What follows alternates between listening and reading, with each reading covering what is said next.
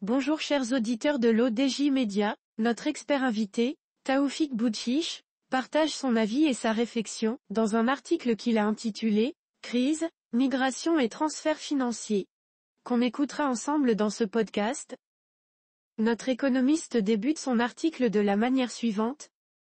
Plusieurs dimensions issues des résultats de la recherche ont été abordées telles que la résilience des transferts financiers lors des crises majeures, Covid-19, crise inflationniste, politique migratoire restrictive, l'évolution des modèles migratoires où la proportion des diplômés prend de l'ampleur par rapport aux autres formes de migration, travail et famille, l'émergence de nouveaux paradigmes mettant en perspective l'importance des transferts immatériels, compétences, savoir-faire, échanges culturels, associés en partie, selon l'expression de Sabrina Greco, chercheuse italienne, à un nouvel ordre cognitif.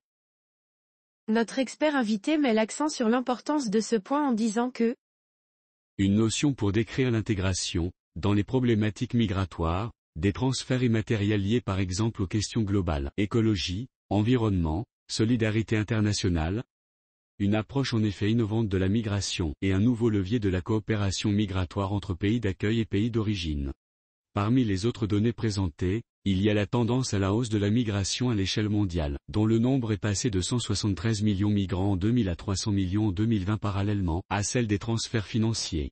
Un phénomène considéré, du point de vue économique, comme étant contre-cyclique vu le contexte de multicrises des dernières années, qui impacte la croissance économique, l'emploi et le pouvoir d'achat.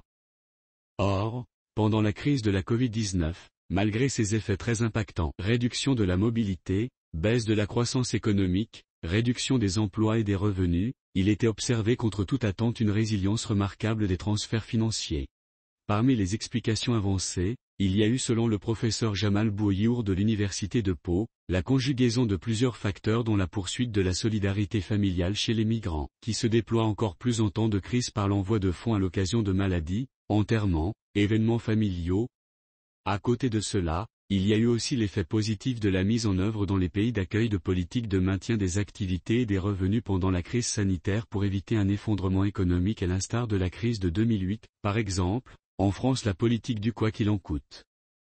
D'autres facteurs ont été cités tels que le recours aux circuits formels pour l'envoi des fonds en lieu et place des circuits informels empêchés par la réduction de la mobilité pendant la crise sanitaire. Celle-ci a en effet accéléré le recours à la technologie mobile et aux agences de transfert financier plus coûteuses, mais plus rapides et plus pratiques. À cet égard, le professeur Bachir Hamdouche de l'INSA a précisé que dans le cas marocain, les circuits bancaires classiques ne représentent plus que 20% dans la part des envois de fonds, contre 90% auparavant. Dans le cas marocain, il est aussi observé les mêmes tendances qu'à l'échelle mondiale, à savoir une tendance haussière des transferts financiers des Marocains résidant à l'étranger atteignant 118 milliards de DH en 2022 d'une part, et d'autre part, l'évolution du profil migratoire. Par exemple, parmi les 5 millions de Marocains résidant à l'étranger, Marocains du monde inscrits dans les consulats, la part des étudiants et des migrants diplômés augmente notablement, accentuant la problématique de la fuite des cerveaux. Il est constaté en outre, une féminisation croissante de la migration, qui n'est plus corrélée à la migration de familles des années 70-80. Depuis les années 2000, elle concerne des femmes marocaines autonomes s'exilant pour divers motifs, études, emploi, promotion économique et sociale. L'auteur termine son article en ces termes. Concernant l'affectation des transferts financiers, l'immobilier n'est plus classé en premier. Il est devancé par le secteur du commerce et des services et celui de l'agriculture. De même, il a été souligné un changement de classement dans les sources de devises.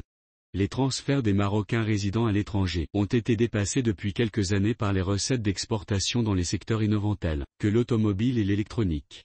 Les échanges ont abordé en outre certaines questions stratégiques, en évoquant par exemple le cas de l'Inde qui forte de 154 milliards de dollars de transferts financiers annuels a développé une stratégie de négociation internationale notamment pour faire abaisser les coûts de transfert et les taux d'intérêt des prêts internationaux. Un autre volet stratégique a porté sur les incertitudes qui pèsent sur la question migratoire et par ricochet sur les transferts financiers en raison des politiques anxiogènes et restrictives des pays d'accueil, l'échange de données fiscales, la xénophobie montante, des incertitudes qui devraient inciter les pays d'origine à repenser la question migratoire sur la base d'analyses plus fines et de politiques publiques plus globales, stratégie d'accueil des compétences, souveraineté scientifique et technologique, développement de circuits de transfert financier innovants à bas coût, stratégie de lutte contre l'idéologisation de la migration et contre la xénophobie montante, etc.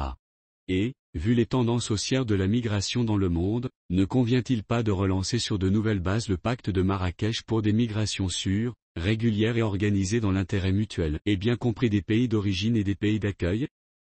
Selon M. Jean-Christophe Dumont, chef de la division des migrations internationales à l'OCDE, le pacte de Marrakech semble connaître un processus positif d'adhésion, mais vu la sensibilité du sujet dans certains pays, il reste encore du chemin à parcourir pour obtenir un franc consensus à sa mise en œuvre. Rédigé par Taoufik Boutchiche. Merci d'avoir écouté ce podcast de l'ODJ Media, notre bouquet de supports numériques, portail, magazine mensuel connecté, Web Radio R212 dédié à la diaspora marocaine et Web TV. N'oubliez pas de télécharger notre application l'ODJ Mobile sur Play Store et de vous abonner à notre chaîne YouTube l'ODJ TV. Alors, on se dit au prochain podcast de nos experts invités, et à très bientôt.